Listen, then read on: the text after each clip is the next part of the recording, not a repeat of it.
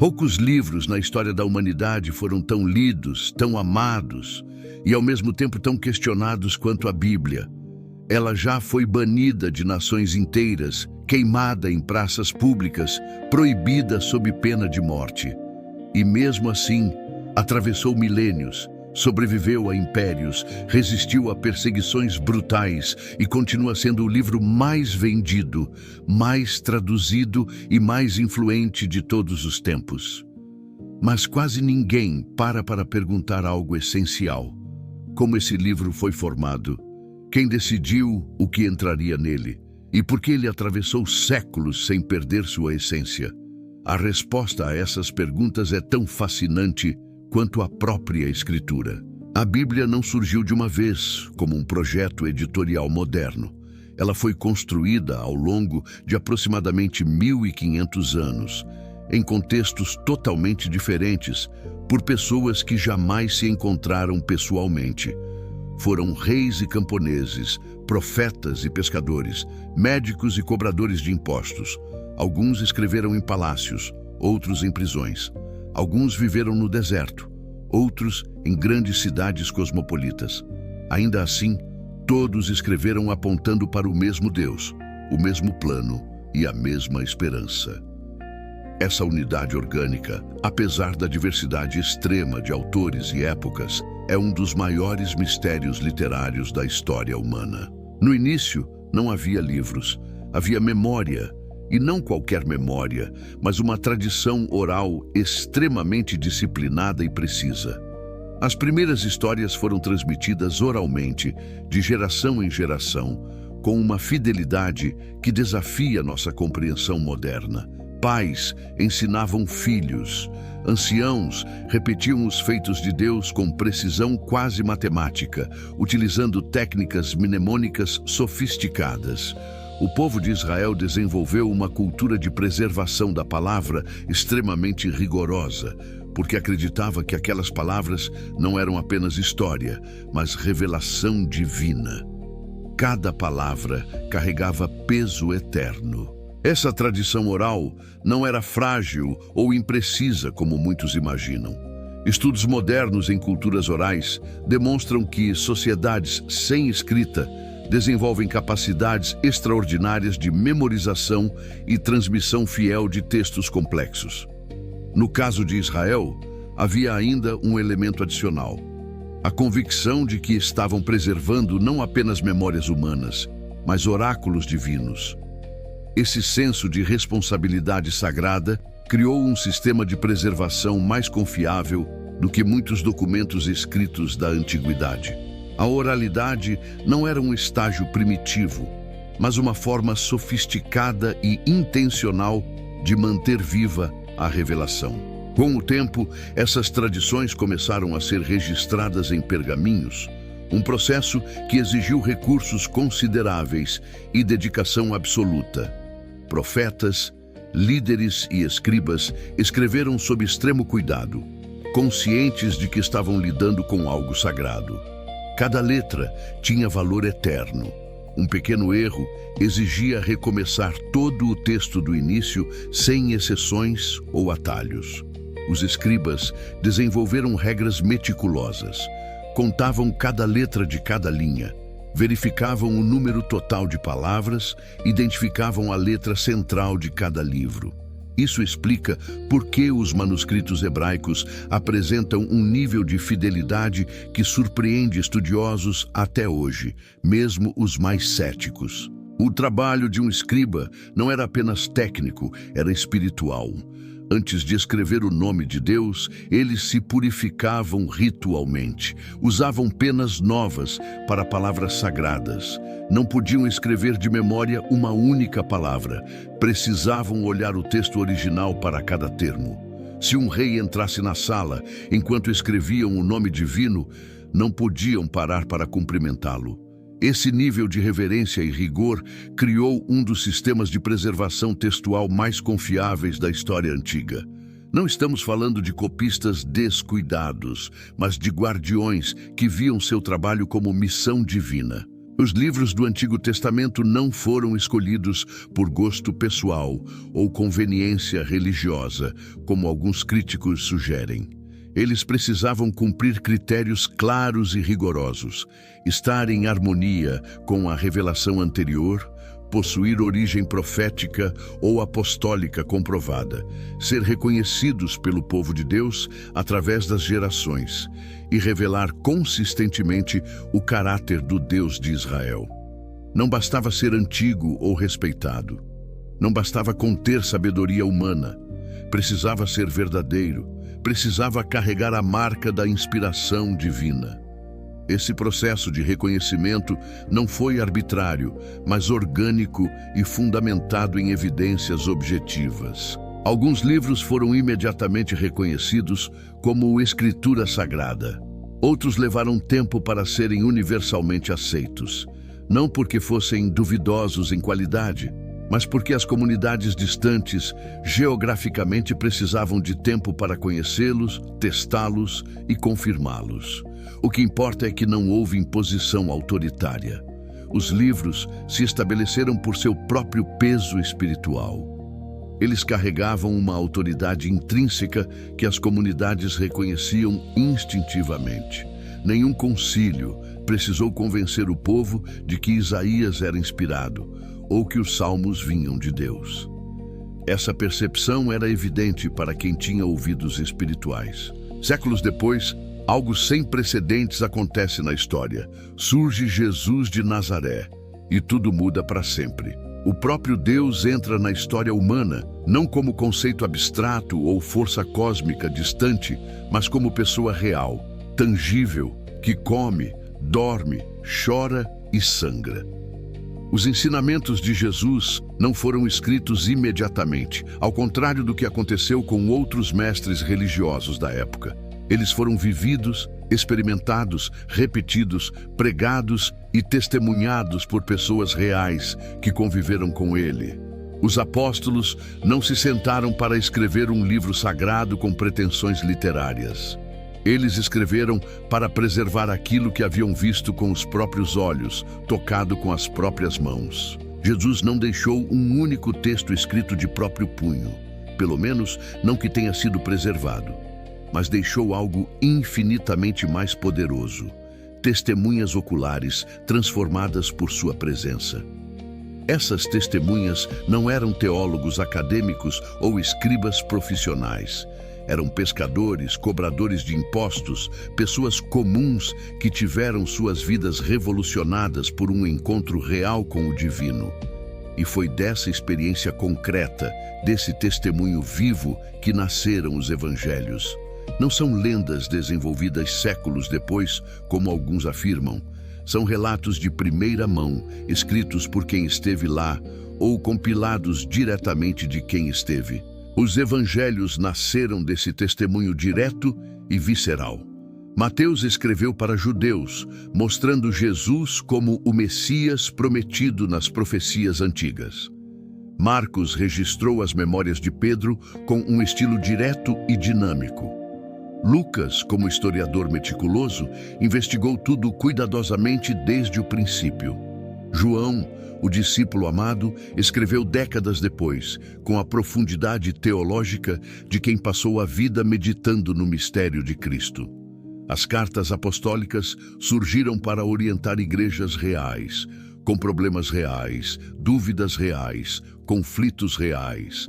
Não eram tratados teóricos abstratos, mas correspondências pastorais urgentes, escritas com sangue, suor e lágrimas de quem amava aquelas comunidades. E já no primeiro século, algo extraordinário acontecia. Esses escritos circulavam amplamente, sendo lidos em cultos, copiados meticulosamente e compartilhados entre comunidades cristãs espalhadas pelo vasto mundo antigo. Quando Paulo escrevia a uma igreja, instruía que a carta fosse lida também nas igrejas vizinhas.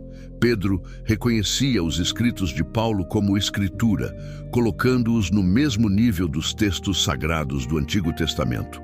Os cristãos primitivos não esperaram séculos para reconhecer esses textos como autoridade divina. Eles sabiam, desde o início, que estavam diante de algo que transcendia a mera sabedoria humana. Algo importante precisa ser dito com toda clareza. Ninguém inventou a Bíblia em um concílio secreto, onde homens poderosos decidiram manipular as massas. Essa narrativa popular, alimentada por teorias conspiratórias e ficção histórica, não encontra suporte nos fatos. Quando concílios aconteceram séculos depois, eles não decidiram arbitrariamente o que seria a palavra de Deus. Eles apenas reconheceram oficialmente, formalizaram e documentaram aquilo que o povo cristão já aceitava, usava e preservava como escritura inspirada às gerações. Foi um ato de reconhecimento, não de criação. O Concílio de Cartago, por exemplo, em 397 d.C., não impôs um cânon novo. Ele confirmou os livros que já estavam sendo usados universalmente pelas igrejas por toda parte.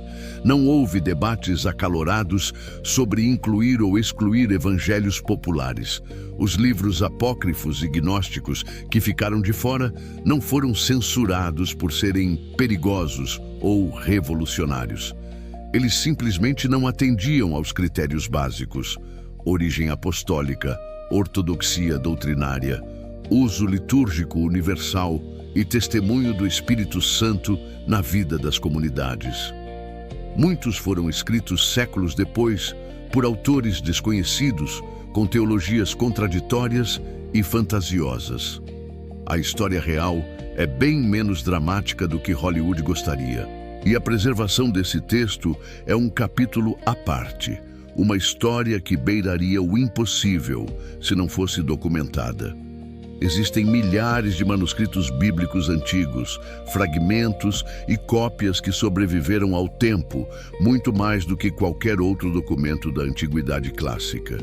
Enquanto temos apenas 8 ou 10 cópias das obras de César, separadas por séculos do original, temos mais de 5.000 manuscritos gregos do Novo Testamento, alguns datando de apenas décadas após os originais.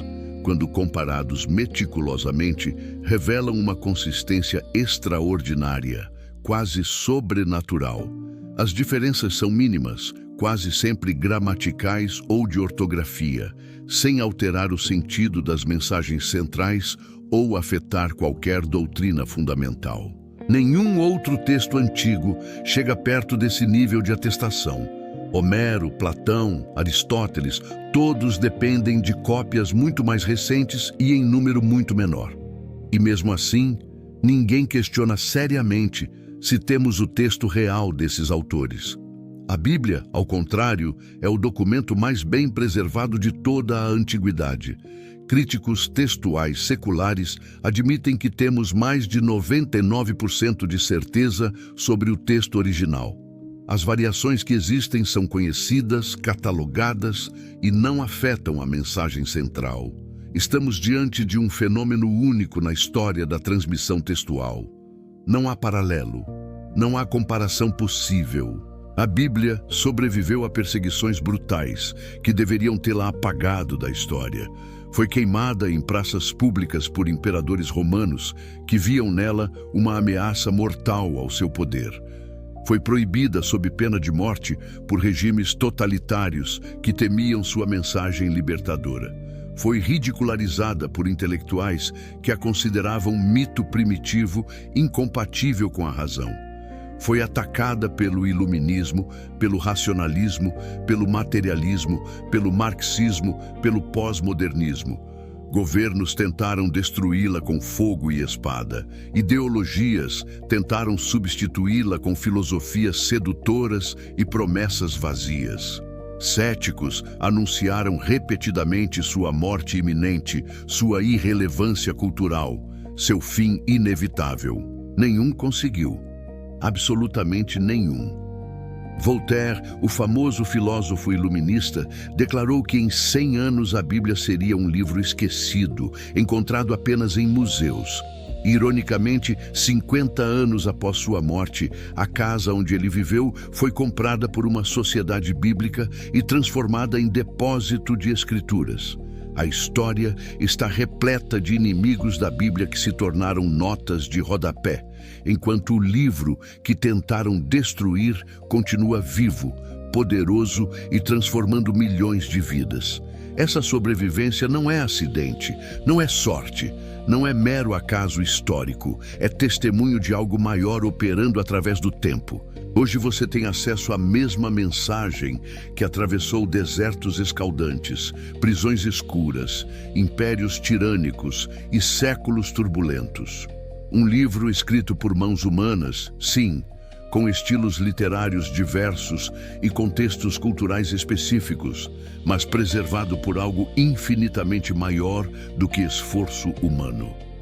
As evidências arqueológicas continuam confirmando a precisão histórica dos relatos bíblicos.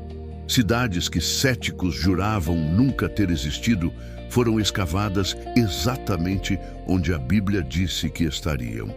Inscrições antigas mencionam reis e eventos descritos nas páginas sagradas. Manuscritos do Mar Morto confirmaram a fidelidade extraordinária da transmissão textual através de milênios. A Bíblia não tem medo da investigação histórica ou arqueológica. Ao contrário, cada nova descoberta tende a fortalecer sua credibilidade. Ela menciona mais de 40 autores diferentes ao longo de seu desenvolvimento. Cobre 3 continentes e pelo menos 3 idiomas principais. Aborda centenas de tópicos controversos com consistência impressionante. Contém profecias específicas cumpridas literalmente séculos depois. Revela conhecimento sobre o universo e a natureza humana, que estava muito além da compreensão científica de seus escritores originais. Transformou mais vidas, inspirou mais arte, influenciou mais leis, fundou mais instituições de caridade do que qualquer outro livro na história. Esses fatos precisam de explicação. A Bíblia não é apenas um registro fascinante do passado distante, uma coleção de histórias antigas para ser admirada academicamente. Ela é um convite urgente ao presente. Uma palavra viva que continua falando, desafiando, confortando e transformando. E um chamado eterno à eternidade, apontando além do horizonte temporal para realidades que transcendem nossa experiência cotidiana. Cada geração precisa decidir o que fará com esse livro extraordinário. Você pode ignorá-lo, mas ele continua existindo. Pode questioná-lo, mas ele continua respondendo. Pode rejeitá-lo, mas ele continua chamando. Pode aceitá-lo e ele transformará completamente sua existência. Milhões de pessoas ao longo da história testemunham que esse livro fez exatamente o que prometia fazer. Revelou Deus, expôs o coração humano, ofereceu perdão genuíno, concedeu propósito autêntico, trouxe paz sobrenatural e esperança inabalável. Não são testemunhos vagos de experiências subjetivas, são transformações concretas, documentadas, verificáveis. Escravos que aprenderam a perdoar seus senhores, viciados que encontraram libertação real, desesperados que descobriram razões para viver, orgulhosos que aprenderam humildade, egoístas que se tornaram generosos, covardes que encontraram coragem. A Bíblia não promete tornar sua vida mais fácil, mas promete torná-la infinitamente mais significativa. Talvez a pergunta não seja apenas como a Bíblia foi formada, uma questão histórica fascinante, mas possivelmente distante. Talvez a pergunta mais importante seja outra, mais pessoal e urgente. Por quê? Mesmo depois de tudo que tentaram fazer contra ela, depois de milênios de ataques implacáveis, depois de ser declarada morta repetidas vezes, ela continua falando tão profundamente ao coração humano. Por que ditadores totalitários ainda temem sua mensagem? Por que intelectuais ainda se sentem compelidos a atacá-la? Por que milhões ainda arriscam tudo, inclusive a própria vida, para possuí-la, lê-la e obedecê-la? A resposta pode ser mais simples e mais profunda do que imaginamos. Talvez seja porque, diferente de todos os outros livros que já escrevemos, este livro também nos lê. Enquanto viramos suas páginas, ele vira as páginas de nossa alma. Enquanto tentamos compreendê-lo, ele nos compreende completamente. Enquanto julgamos suas afirmações, ele julga nosso coração. Não é apenas tinta sobre papel, é sopro divino sobre humanidade. É Deus procurando você através de palavras humanas. É convite, é confronto, é consolo, é espada e é abraço, é juízo e é graça. É a história de como o Criador jamais desistiu de sua criação. E agora, essa história milenar chega até você neste momento preciso. Não por acaso, não por coincidência histórica, mas porque o mesmo Deus que inspirou profetas e apóstolos ainda fala hoje. O mesmo poder que preservou essas palavras através de perseguições ainda opera através delas. A mesma verdade que transformou pescadores em pregadores ainda transforma vidas hoje. Você tem em mãos algo que imperadores não conseguiram destruir, que filósofos não conseguiram refutar, que tempo não conseguiu apagar. Tem acesso direto à mente de Deus revelada. Tem um mapa confiável para a vida.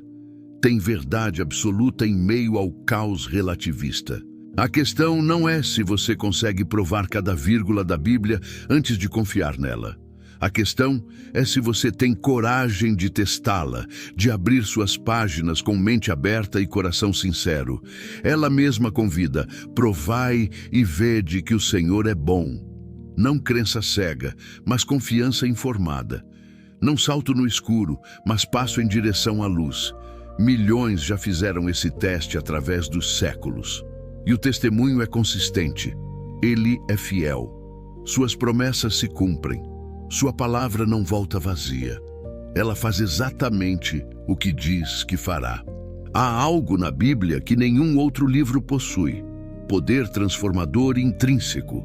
Não apenas informação, mas transformação. Não apenas conhecimento, mas vida. Ela mesma declara ser viva e eficaz, mais cortante que qualquer espada de 2 gumes. E a história comprova essa afirmação de forma irrefutável. Pessoas leem romances e se emocionam momentaneamente. Leem filosofia e expandem sua perspectiva intelectual.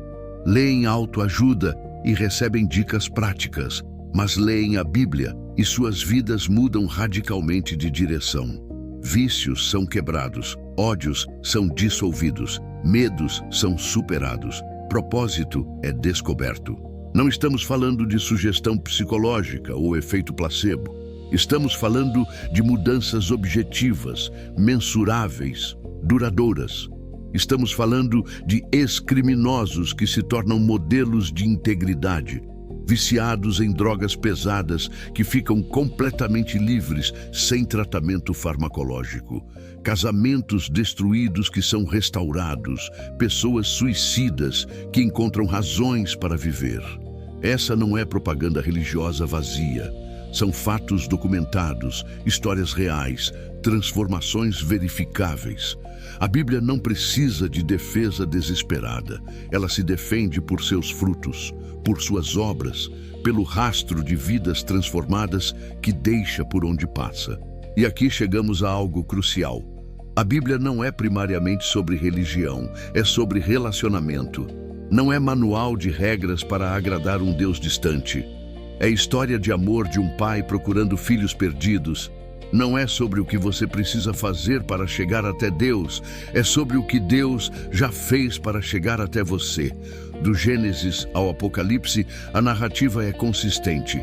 Deus amou, o homem se afastou, Deus perseguiu, o homem resistiu, Deus insistiu, Deus providenciou, Deus pagou o preço, Deus ofereceu o caminho de volta. Jesus não veio fundar mais uma religião entre tantas. Ele veio derrubar o muro que nos separava do Pai. Não veio dar mais regras para seguirmos e falharmos. Ele veio cumprir as regras em nosso lugar. A Bíblia não é lista de tarefas para ganharmos o céu. É revelação de que o céu já foi conquistado para nós. Nossa parte não é escalar até Deus através de esforço moral heróico. Nossa parte é aceitar que Ele desceu até nós. É deixar de tentar ser bom o suficiente e aceitar que alguém já foi bom o suficiente por nós. Isso muda tudo. Então voltamos à pergunta inicial, agora carregada de peso pessoal. Como a Bíblia foi formada? Você viu que foi através de processo histórico complexo, criterioso, sobrenatural. Através de pessoas comuns, inspiradas por Deus extraordinário. Através de preservação miraculosa contra todos os esforços de destruição. Através de testemunho que atravessou milênios sem perder força. Você tem em mãos hoje o resultado de milhares de anos de cuidado divino e humano. Você tem acesso direto à mente revelada de Deus. Você tem verdade absoluta num mundo de relativismo confuso. A questão agora não é mais acadêmica, é pessoal. O que você fará com esse conhecimento? Como responderá a esse Deus que se revelou tão claramente? A mesma Bíblia que sobreviveu a impérios está oferecendo transformar sua vida hoje. O mesmo poder que ressuscitou Jesus está disponível para ressuscitar áreas mortas de sua existência. A mesma graça que perdoou Pedro após negação tripla pode perdoar qualquer coisa em seu passado. A mesma verdade que libertou milhões pode libertar você, não amanhã, não quando você estiver pronto. Hoje, agora, neste momento. Obrigado por investir esses 30 minutos explorando a história mais importante já contada.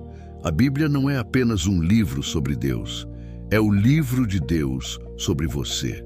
Sua história ainda está sendo escrita. E o próximo capítulo depende de como você responde a esse convite divino. Que o Deus que inspirou profetas, preservou escrituras e transformou vidas através dos séculos, abençoe profundamente a sua vida. Que você descubra pessoalmente por que esse livro continua mudando o mundo, uma vida de cada vez. Amém.